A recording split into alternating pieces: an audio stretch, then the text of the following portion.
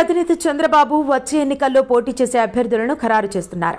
ఇప్పటికే జాబితా సిద్ధం చేసినా జగన్ చేస్తున్న ఇన్ఛార్జీల మార్పులతో అలర్ట్ అవుతూ సామాజిక సమీకరణాలకు ప్రాధాన్యత ఇస్తున్నారు. ఇప్పటికే తన సొంత జిల్లా అయిన ఉమ్మడి చిత్తూరు జిల్లాలో అభ్యర్థులను దాదాపు ఖరారు చేశారు. జనసేన పొత్తులో భాగంగా ఈ జిల్లాలో 2 సీట్లు కేటాయిస్తారని తెలుస్తోంది.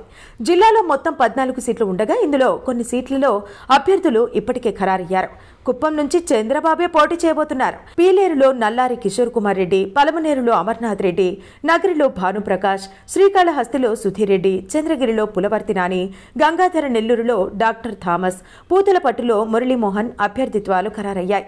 తిరుపతి, చిత్తూరు, మదనపల్లి, తంబెళ్లపల్లి, సత్యవేడు, పుంగనూరు నియోజకవర్గాలపై టీడీపీ నాయకత్వం నిర్ణయానికి రావాల్సి ఉంది. సత్యవేడు రేసులో తాజాగా YCP sitting MLA Koneti Adimulam పేరు ఖరారు చేస్తారని ప్రచారం జరుగుతోంది.